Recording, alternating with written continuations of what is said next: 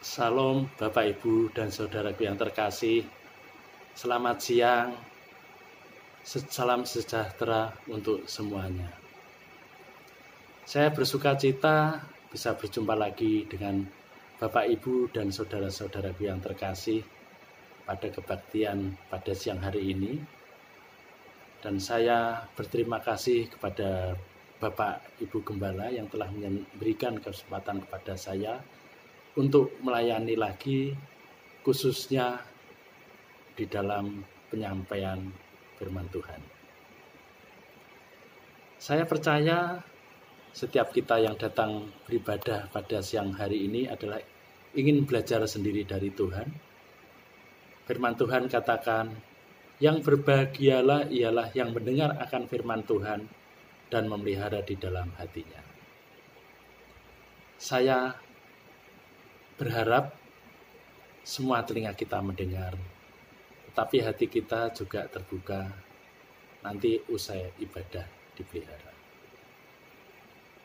Bapak, Ibu, dan saudaraku yang terkasih, saya mengajak untuk membuka Alkitab kita dan mari kita baca firman Tuhan di dalam kitab Yohanes 19 ayat yang ke-30. Yohanes pasal 19 ayat 30. Firman Tuhan di dalam ayat ini sungguh luar biasa dan saya berharap ayat ini menjadi kekuatan bagi kita semua. Yohanes 19 ayat 30 saya bacakan. Sesudah Yesus minum anggur asam itu, berkatalah ia, "Sudah selesai." Lalu ia menundukkan kepalanya dan menyerahkan nyawanya. Amin. Bapak, Ibu, dan saudaraku yang terkasih, apa yang Bapak Ibu rasakan ketika berhasil menyelesaikan suatu tugas, pekerjaan, atau proyek-proyek tertentu dan berkata sudah selesai? Ada kelegaan, puas, atau bisa juga kecewa karena hasilnya tidak sesuai yang Bapak Ibu harapkan. Tuhan Yesus bukan sekedar lega atau puas, apalagi kecewa karena hasilnya tidak sesuai dengan yang Dia harapkan. Sudah selesai yang dikatakan oleh Tuhan Yesus mengandung makna yang sangat dalam. Apa makna sudah selesai yang diucapkan Tuhan Yesus di kayu salib? Perkataan sudah selesai ini merupakan suatu proklamasi kemerdekaan Kristus atas iblis. Kemenangan Kristus atas iblis, atas dosa, dan atas maut. Salib Kristus kelihatannya seperti kejahatan menang atas kebenaran. Namun dengan mengatakan sudah selesai di akhir penyaliban, Tuhan Yesus justru sedang memproklamasikan kemenangannya secara total. Mengalahkan iblis, bapa segala kejahatan, sumber segala dosa dan maut. Matius, Markus, dan Lukas mencatat bahwa Tuhan Yesus mengucapkan kalimat tersebut dengan suara nyaring, bukan lemah. Padahal seharusnya dia sudah kehabisan tenaga karena tekanan yang demikian berat, baik fisik maupun mental dan spiritual. Suara nyaring menunjukkan bahwa tidak ada sesuatu pun, termasuk tekanan dan penderitaan seberat apapun yang dapat mengalahkannya. Dia meraih kemenangan itu dengan cara melakukan semua kehendak Bapa dengan sempurna dan dengan ketaatan mutlak. Di Taman Getsemani, Yesus berdoa, "Ya Bapakku, jikalau sekiranya mungkin, biarlah cawan ini lalu daripadaku. Tetapi janganlah seperti yang ku kehendaki, melainkan seperti yang Engkau kehendaki." Matius pasal 26 ayat 39. Dan dia sudah melakukan apa yang menjadi doanya dengan tuntas. Di dunia ini tidak ada satupun yang hidupnya dinubuatkan dengan sangat detail seperti Tuhan Yesus. Dan dia sudah menggenapi semuanya tanpa terkecuali sampai ke hal yang sekecil-kecilnya. Sejak awal iblis terus melampiaskan kejahatannya dan berusaha menghancurkan Tuhan Yesus agar dia gagal menggenapi nubuat tentang dirinya. Ketika Tuhan Yesus lahir melalui tangan Herodes, iblis melakukan percobaan-percobaan pembunuhan. Pada awal pelayanan Tuhan Yesus, secara langsung iblis mencobai dia di padang gurun untuk menjatuhkannya secara moral. Melalui para pemimpin agama, iblis melakukan perlawanan bertubi-tubi dengan fitnah, pertanyaan-pertanyaan yang menjebak, usaha-usaha pembunuhan, dan lain-lain. Iblis juga menggunakan kekuatan politik, melakukan bullying, berita-berita hoax, dan pembodohan-pembodohan publik, serta pengerahan massa untuk mempengaruhi keputusan pengadilan pemerintahan Romawi. Sehingga Tuhan Yesus yang nyata-nyata tidak bersalah dijatuhi hukuman yang bukan hanya sadis, tetapi juga paling menghina, yaitu melalui salib. Penghinaan terakhir yang diterimanya adalah pemberian anggur asam dengan menggunakan bunga karat pada sebatang hisop. Matthew Henry berkata bahwa setetes air jauh lebih berharga daripada anggur asam. Raja segala raja harus berada di atas kayu salib dan minum anggur asam dari bunga karang yang dicocokkan pada sepasang hisop. Ini adalah merupakan penghinaan yang paling merendahkan. Penyaliban merupakan tradisi yang pertama-tama dilakukan oleh bangsa Persia atau Iran, yang kemudian diadopsi oleh orang-orang bangsa Roma untuk menghukum para budak dan tawanan. Tetapi bangsa Roma sendiri tidak pernah menghukum bangsanya sendiri dengan cara disalibkan. Menurut kebiasaan orang Yahudi, salib itu merupakan suatu hukuman yang teramat hina yang diperuntukkan bagi orang yang sangat jahat. Mereka yang digantung di salib itu harus tetap tergantung hingga mereka mati dan hingga bangkainya habis dimakan oleh burung-burung pemakan bangkai, sebab bangkainya tidak boleh sampai ke tanah. Hal ini menggambarkan betapa hinanya kematian orang yang disalibkan. Lalu mengapa bangkai Yesus itu kemudian diturunkan? Karena pada saat itu ketika Yesus disalibkan bertepatan dengan hari Sabat, sehingga tidak boleh ada bangkai yang tergantung. Oleh karena itu para imam Yahudi meminta supaya mayat Yesus diturunkan. Hukuman yang teramat hina itulah yang dikenakan pada Yesus. Di Alkitab dituliskan dalam Galatia 3 ayat 13, Kristus telah menebus kita dari kutuk hukum Taurat dengan jalan menjadi kutuk karena kita. Sebab ada tertulis, terkutuklah orang-orang yang tergantung di kayu salib. Yesus, kekasih hati kita, telah mati di atas kayu salib. Dia sengsara dan disalibkan karena menanggung dosa kita, umat manusia. Tetapi pertanyaannya, mengapa Yesus rela lahir di dalam palungan dan mati di atas kayu salib? Jawabannya adalah karena dia sangat mengasihi kita. Dan salib adalah penggenapan dari seluruh pekerjaannya. Sebab tanpa salib, tugas Yesus belum lengkap, belum tuntas. Karena kita tahu, Yesus datang ke dunia adalah untuk menyatakan, bahkan mendemonstrasikan kasih Allah. Justru ketika Yesus naik ke atas kayu salib, kasih Allah yang tanpa batas itu dinyatakan secara sempurna dan lengkap dalam hidup kita. Itulah sebabnya teriakan kemenangan yang Yesus ucapkan di atas kayu salib adalah sudah selesai dalam bahasa aslinya. Tetelestai, sudah genap, sudah tuntas. Dalam kitab Yohanes 17 ayat 14, Yesus berkata demikian. Aku telah mempermuliakan engkau di bumi dengan jalan menyelesaikan pekerjaan yang engkau berikan kepadaku untuk melakukannya. Bagaimana cara Yesus mempermuliakan Bapa?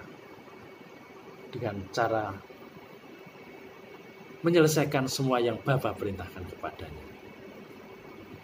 Tidak satu pun dari penugasan Bapa yang diperintahkan kepada Yesus yang tidak dikerjakan dengan sempurna. Dia mengerjakan secara tuntas 100% apa yang Bapa perintahkan kepadanya. Karena itulah pada waktu ia menyerahkan nyawanya, ia berkata, sudah selesai. Yesus menuntaskan seluruh tugas Bapa yang diberikan. Tahukah Bapak, Ibu, dan Saudaraku yang terkasih, Yesus Kristus mati di atas kayu salib untuk menyambungkan hubungan yang telah putus antara kita dengan Bapa Surgawi. Supaya di dalam Dia kita dipulihkan dan dibenarkan. Nah, saya sekarang ingin mengajak saudara untuk melihat paling tidak ada 4 hal yang Yesus selesaikan di atas kayu salib. Pada waktu ia berkata, sudah selesai. Yang pertama, dia menyelesaikan masalah dosa manusia dan membawa keselamatan. Bapak, Ibu, dan saudaraku yang terkasih, sebagaimana diketahui bahwa manusia diciptakan sebagai makhluk yang mulia. Tetapi manusia itu kemudian jatuh ke dalam dosa. Dan upah dosa adalah maut. Mati. Masuk ke dalam neraka. Manusia memang mencoba melepaskan diri dari neraka dengan ilmu, dengan pengetahuan, dengan amal, dengan kebaikan, dengan agama, atau dengan apapun yang mereka bisa lakukan. Tetapi semuanya akan berakhir dengan kegagalan. Karena untuk menerima keselamatan yang penting bukan apa yang bisa kita lakukan bagi Yesus, tetapi apa yang Yesus bisa lakukan bagi kita. Agama memberikan kemungkinan selamat berdasarkan kekuatan sendiri. Dan itu sebetulnya sama saja dengan tidak mungkin. Di dalam Kristus bukan kemungkinan, tetapi kepastian keselamatan yang telah Dia siapkan bagi kita. Jadi kalau engkau percaya Yesus, engkau akan selamat. Mari kita baca di Efesus pasal 1 ayat 7. Efesus 1 ayat 7. Saya bacakan, sebab di dalam Dia dan oleh darahnya kita beroleh penebusan, yaitu pengampunan dosa menurut kekayaan kasih karunia-Nya. Bapak, Ibu, dan saudaraku yang terkasih, perkataan Yesus sudah selesai. Ini juga menunjukkan bahwa penderitaannya telah selesai. Di dalam Lukas pasal 23 ayat 46, Yesus berkata, ya Bapa, ke dalam tangan-Mu kuserahkan nyawaku.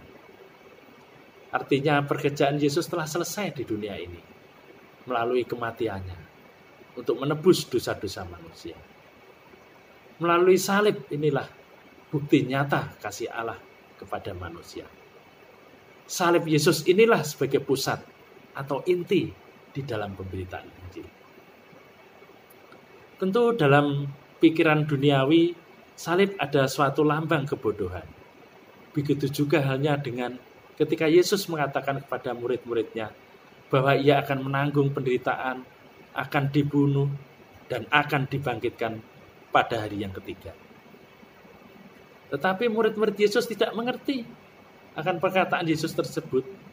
Sebab dalam pikiran mereka, Mesias itu akan menggulingkan penjajah, lalu akan menjadi Raja Israel yang merdeka. Itulah yang tergambar dalam pikiran mereka. Tentu ajaran Yesus ini bertentangan dengan gambaran yang sudah mendarah daging tersebut. Sebagaimana di dalam 1 Korintus 1 ayat 23 dikatakan. Sebab pemberitaan tentang salib memang adalah kebodohan bagi mereka yang akan binasa. Tetapi bagi kita yang diselamatkan, pemberitaan itu adalah sebuah kekuatan Allah. Bapak, Ibu, dan saudara-saudaraku yang terkasih dan dikasihi Tuhan.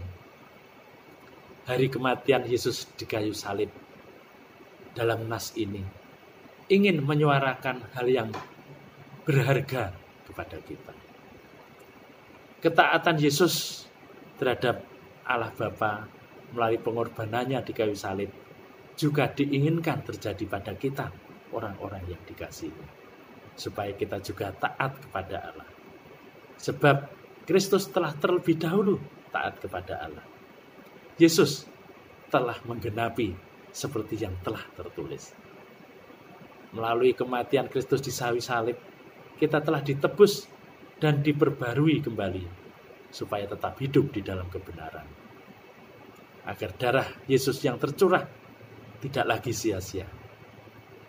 Peristiwa ditikamnya lambung Yesus di kayu salib menyebabkan tercurahnya air dan darah dari lambung Yesus. Air tersebut melambangkan air kehidupan dari Yesus Kristus. Sedangkan darahnya yang tercurah adalah untuk menebus dosa manusia.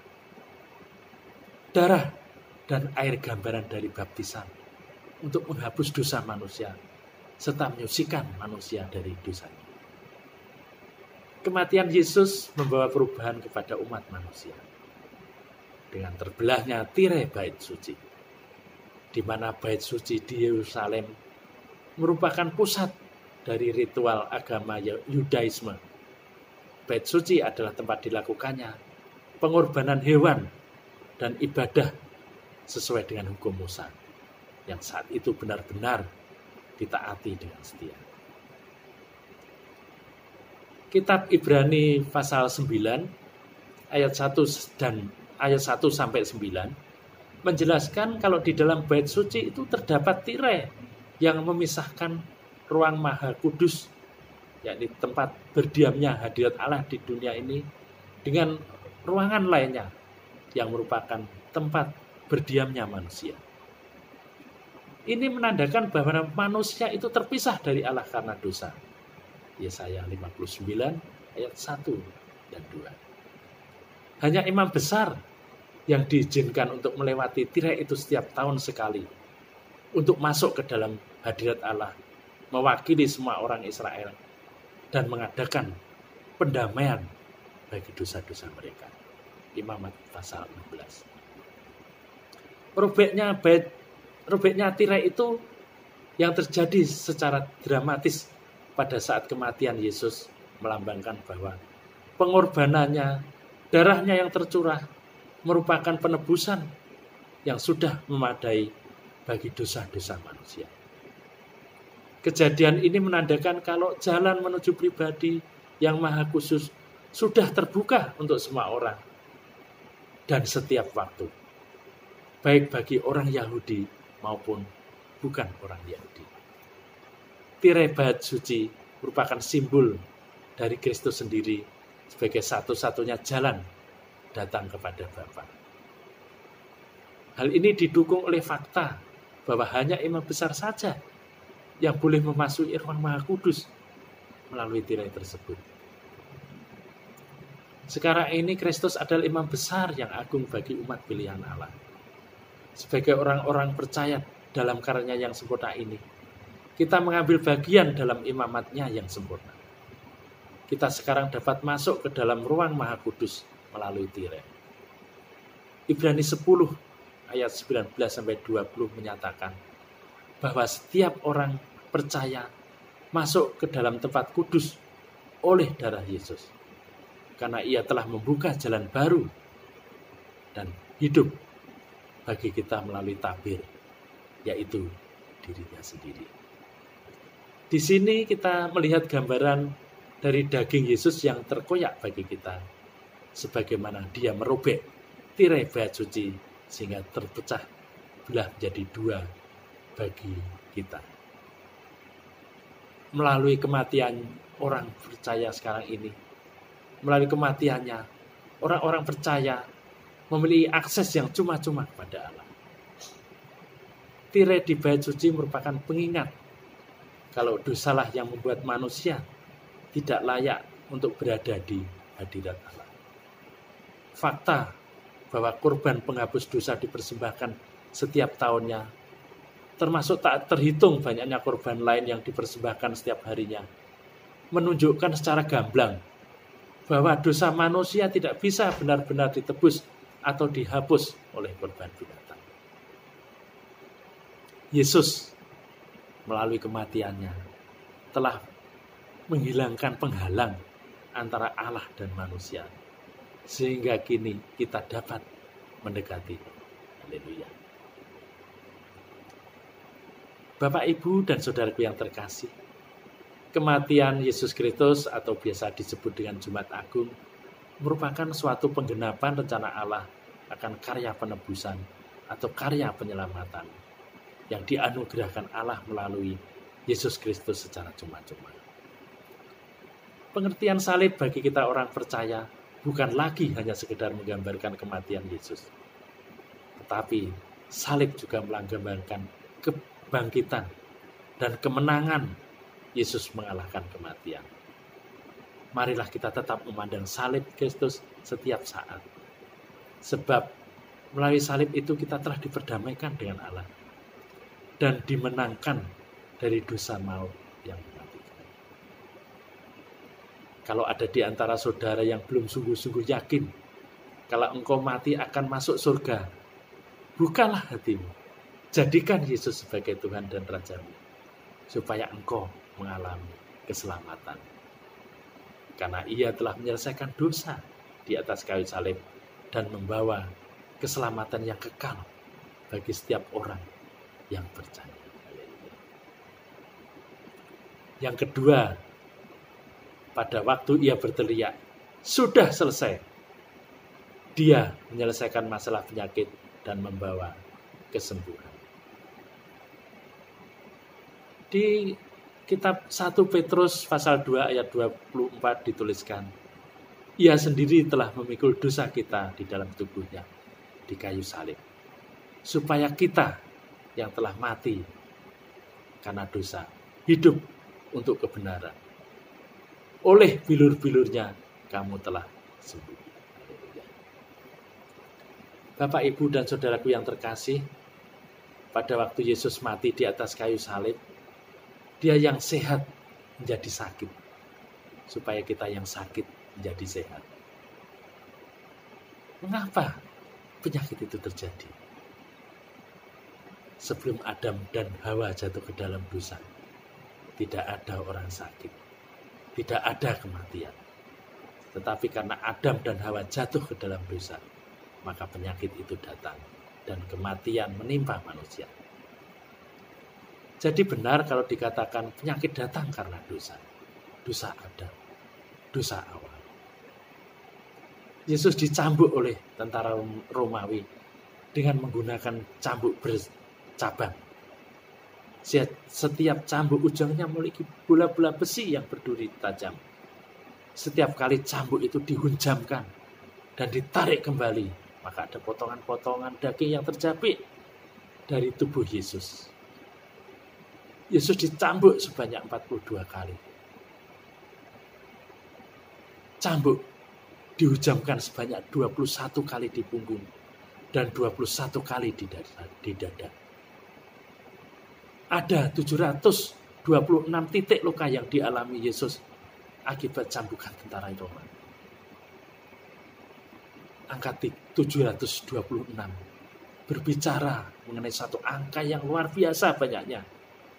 Makna titik luka yang kedua ialah oleh bilur-bilurnya Anda dan saya telah disembuhkan dari sedemikian banyak jenis penyakit yang ada di dunia. Melalui 1 Petrus 2 ayat 24, Tuhan berfirman, Ia meneguhkan janjinya. Ia sendiri telah memikul dosa kita di dalam tubuhnya di kayu salib, supaya kita yang telah mati terhadap dosa hidup untuk kebenaran. Oleh bilur-bilurnya kamu telah sembuh. Yang ketiga, Bapak, Ibu, dan Saudaraku yang terkasih, salib memulihkan hati yang terluka. Selain dicambuk, Yesus juga ditinju oleh prajurit-prajurit Romawi sehingga tubuhnya dipenuhi oleh luka memar, luka lebam yang menyebabkan terjadinya pendarahan di dalam tubuh Yesus. Titik luka yang ketiga berbicara mengenai luka dalam dari Yesus, mengingatkan kepada kita agar jangan ada sakit hati dalam setiap pribadi orang yang percaya. Saya meninjau kitab Kejadian 4 ayat 5-7 yang menuliskan tentang kisah Kain dan Habil. Tetapi Kain dan korban persembahannya tidak diindahkannya. Lalu hati Kain jadi panas dan mukanya muram. Firman Tuhan kepada Kain, "Mengapa hatimu panas dan mukamu muram? Apakah mukamu tidak akan berseri jika engkau berbuat baik? Tetapi jika engkau tidak berbuat baik, dosa sudah mengintip di depan pintu.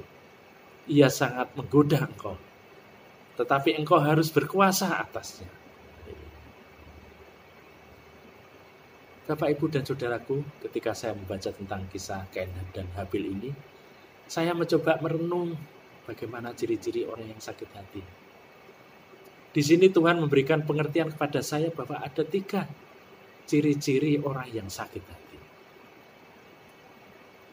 Ciri yang pertama ialah orang yang sakit hati hidupnya mudah tersinggung. Ciri yang kedua, orang yang sakit hati mukanya muram.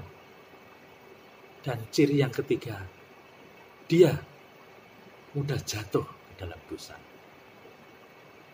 Ketika Kain memendam sakit hati kepada adiknya Habil, dosa sudah mengintip dan menggodanya.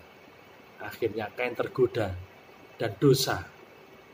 Ia memukul Habil hingga mati. Melalui kisah ini kita belajar bahwa tidak ada gunanya kita itu memendam sakit hati di dalam kehidupan kita. Secara medis terbukti bahwa sakit hati itu hanya akan menimbulkan sakit penyakit yang lain di dalam kehidupan kita. Bebaskan hidup Anda dari perasaan sakit hati. Ampunilah semua orang yang telah menyakiti hatimu, sehingga hidupmu diberkati Tuhan.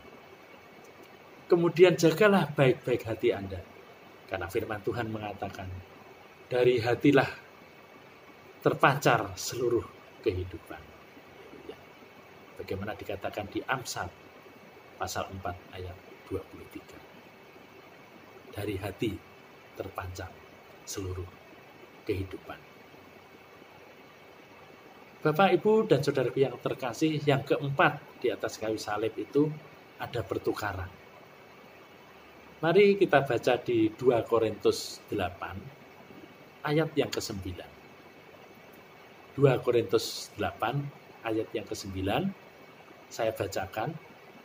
Karena kamu telah mengenal kasih karunia Tuhan kita, Yesus Kristus, bahwa Ia yang oleh karena kamu menjadi miskin, sekalipun Ia kaya, supaya kamu menjadi kaya oleh karena kemiskinan. Jadi atas kayu salib itu ada pertukaran. Yesus yang suci menanggung dosa, supaya kita yang berdosa disucikan oleh Allah. Yesus yang sehat menjadi sakit, supaya kita yang sakit mengalami kesehatan dan kesembuhan.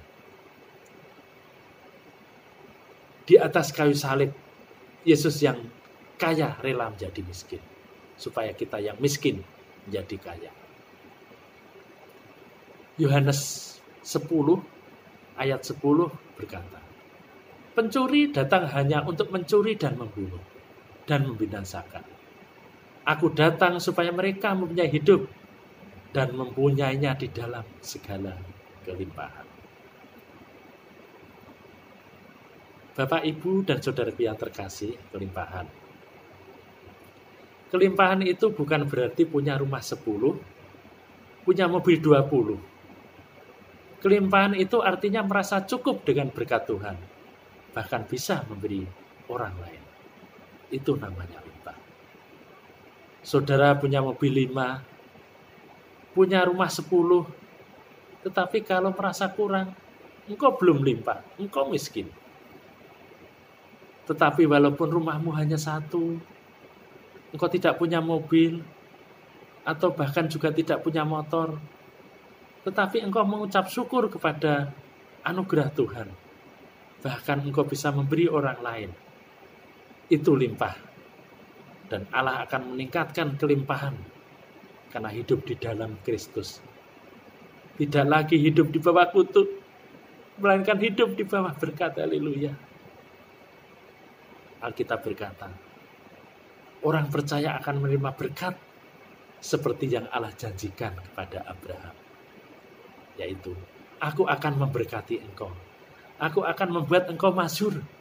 Aku akan membuat engkau bangsa yang besar. Dan oleh karena engkau, semua kaum di muka bumi ini akan mendapatkan berkat. Haleluya. Bapak, Ibu, dan saudaraku yang terkasih dan dikasihi Tuhan, untuk diberkati ada faktor yang harus kita lakukan. Kita harus bekerja dengan rajin, bekerja dengan jujur, melakukan bagian kita. Tetapi kalaupun kita sudah melakukan semuanya itu dengan kekuatan sendiri dan Tuhan belum memberkati, masih tertutup semua pintu. Kalau Tuhan tutup semua pintu, tidak ada orang yang bisa buka. Tetapi kalau Tuhan sudah membuka pintu berkat, tidak ada orang yang bisa menutupnya. Dan Tuhan membuka pintu berkatnya bagi saudara dan saya, orang yang percaya. Haleluya. Salah satu firman Tuhan yang saya sukai adalah apa yang dituliskan di kitab Amsal pasal 10 ayat 22. Kitab Amsal pasal 10 ayat yang ke-22. Di sana dituliskan, berkat Tuhanlah yang menjadikan kaya, susah payah tidak menambahinya. Haleluya. Saya yakin walaupun kita harus berusaha, tetapi berkat itu dari Allah.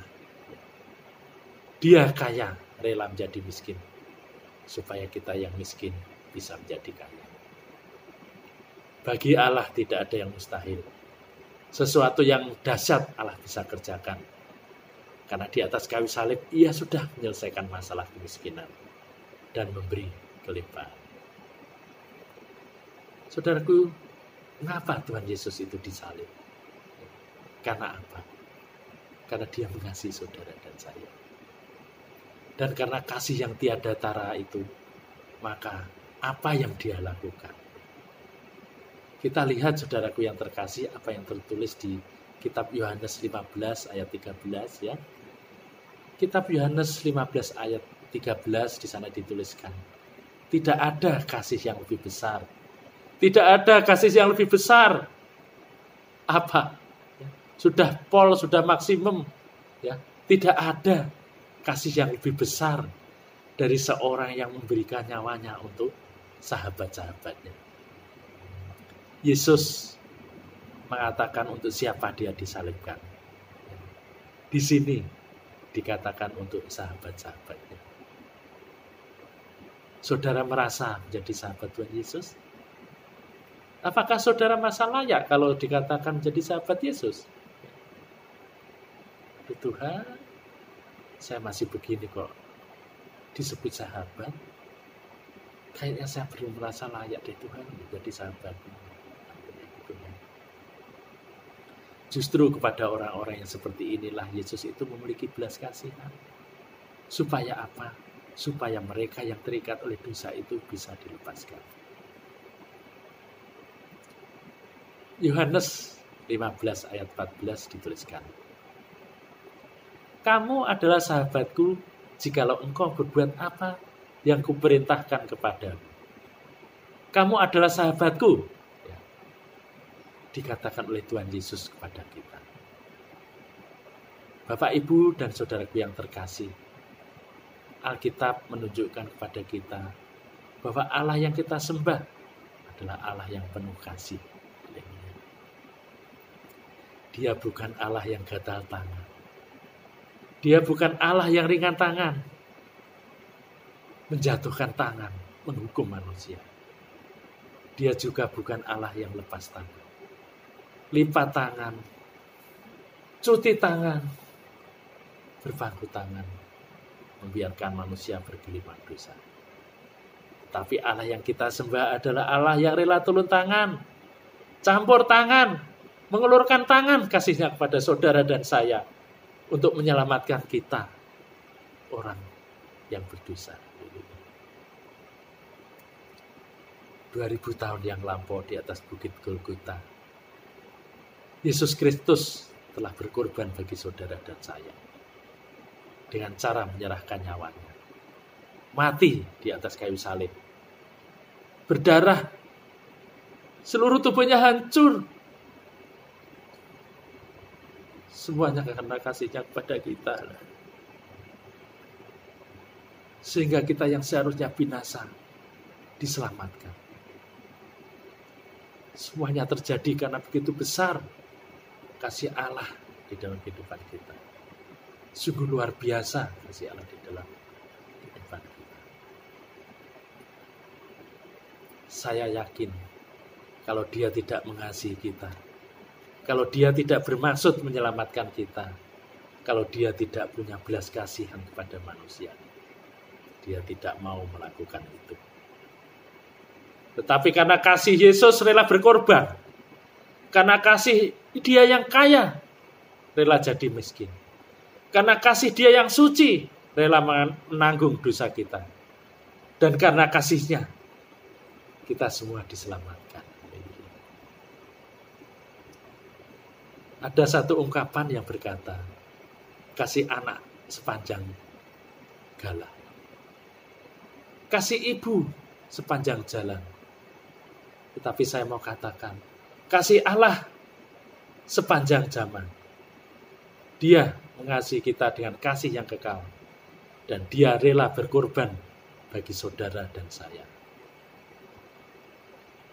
Itu sebabnya, ya, dari kasih Allah yang begitu dahsyat, marilah kita sekarang belajar mengasihi sesama, seperti keteladanan yang sudah Yesus berikan. Mari kita pancarkan kasih melalui kerukunan dan kesehatan kita pada orang-orang yang ada di sekitar kita.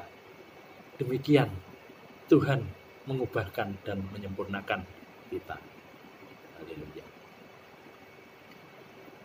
Bapak, Ibu, dan saudaraku yang terkasih dan dikasihi Tuhan, sebagai bahan perenungan kita pada siang hari ini, melalui firman Tuhan tadi, kita sebagai umat Kristiani disadarkan bahwa di atas kayu salib Yesus telah menyelesaikan masalah dosa manusia